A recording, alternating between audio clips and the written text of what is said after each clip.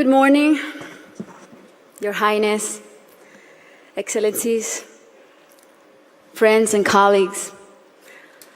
I would like to thank you for the opportunity to be here today.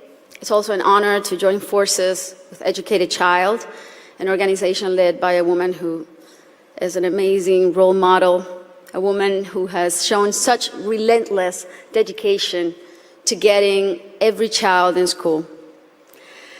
This is such an exciting day for us because it marks the beginning of a new era in my home country, Colombia.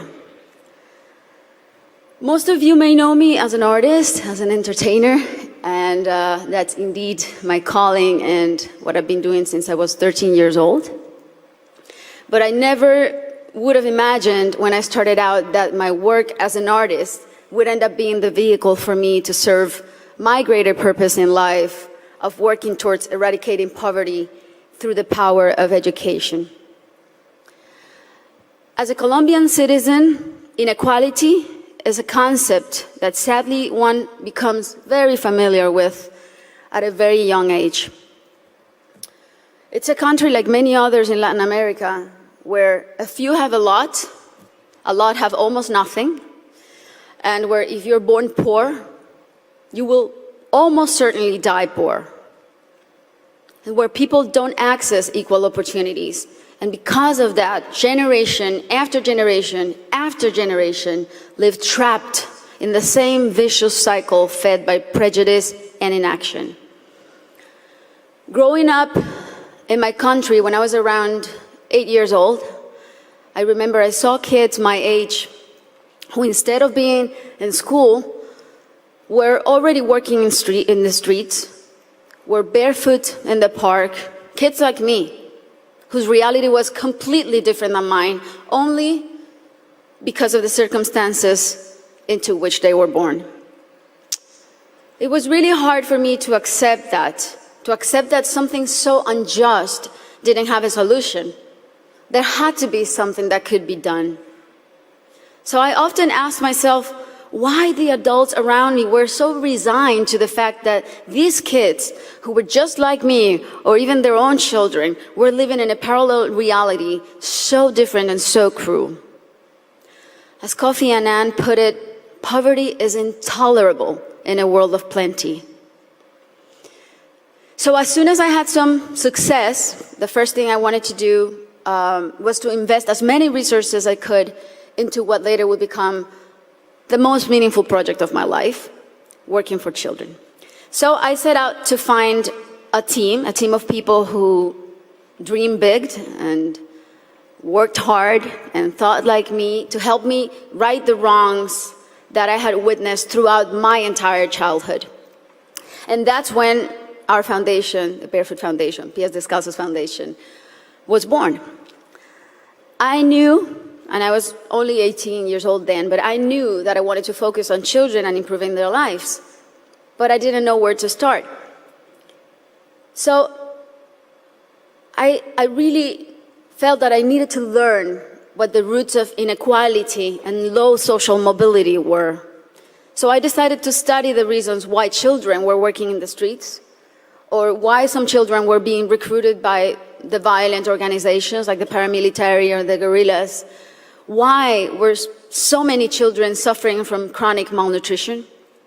And I realized that most of the issues that children face in my country had and have a common denominator: the lack of access to quality education.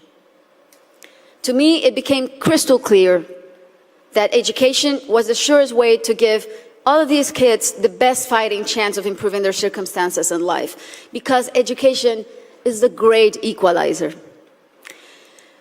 When I started building schools in Colombia, we chose the most remote areas where there was literally nothing, no infrastructure, no paved roads, no electricity, no potable water. And we decided to build in those places, but not only build schools, but state-of-the-art schools. Schools with comprehensive models that included ECD programs, school feeding programs, parent and teacher training. And another very important part is we decided to engage the government as a strategic partner and made it nearly impossible for them to say no to doing their part by showing them results through our holistic model that really proved to work.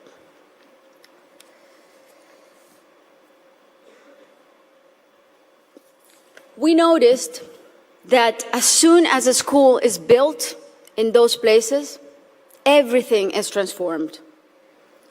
The improvements to the infrastructure were jaw-dropping. Electricity, potable water were made available, made accessible. Roads were paved. Malnutrition plummeted. But the best part of all is the academic results. The kids really responded academically. And now those kids who could have been recruited by the guerrillas or paramilitaries, or that could have had a completely different outcomes for their lives, they're now on their way to the university and thriving in their communities. Some of them are athletes, some of them are professionals.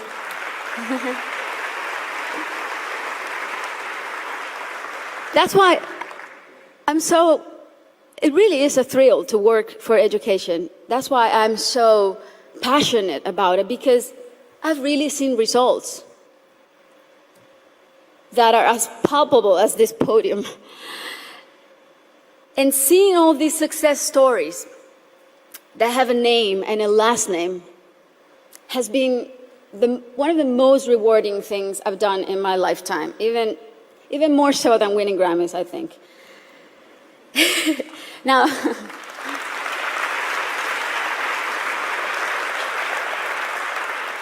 Now, that said, our work is far from being done. Many developing countries are still rife with inequality and internal conflict, and there are a lot of kids who still need to be reached. History is not only the past. History, it's made every day in the present. And what matters now is how we go forward and how we fix what's wrong. And that is the real challenge. This is the goal of the SDGs and what people like Her Highness and myself and so many more of you who are adamant about achieving are here for. Facts don't lie, and numbers show what an incredible return on investment a quality education provides. For instance, if all students in low-income countries left primary school with basic reading skills, 171 million people could be lifted out of poverty.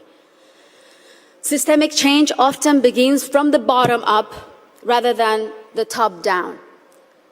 The government must take responsibility, and we should all put as much pressure as we possibly can, but the rest of all, the civil society, should also do their part.